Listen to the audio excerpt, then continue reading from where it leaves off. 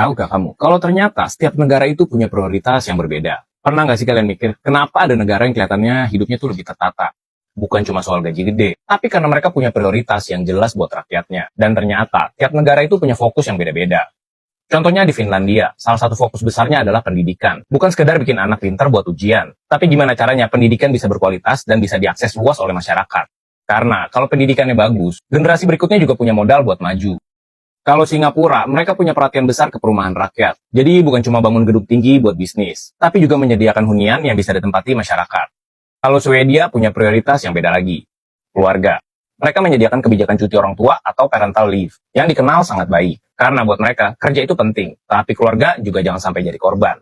Selanjutnya Denmark. Di Denmark, salah satu hal yang menonjol adalah tingkat korupsi yang rendah. Artinya, kepercayaan terhadap sistem dan pemerintahan jadi bagian penting dalam kehidupan mereka. Norwegia punya kekayaan besar dari sumber daya alam. Tapi yang menarik, pendapatan minyak mereka untuk mendukung kesejahteraan masyarakat dan generasi mendatang. Selanjutnya ada Jepang. Jepang terkenal dengan satu hal. Transportasi yang super efisien, cepat, tepat waktu, dan terintegrasi. Karena buat negara, waktu masyarakat juga dianggap berharga. Lalu ada Swiss. Swiss punya pendekatan lain. Mereka kuat di pendidikan vokasi. Jadi pendidikan gak cuma soal teori, tapi juga mempersiapkan orang buat benar-benar masuk dunia kerja. Sementara Belanda, mereka serius bikin kota yang ramah sepeda. Buat mereka, sepeda bukan cuma buat olahraga, tapi jadi bagian dari transportasi sehari-hari.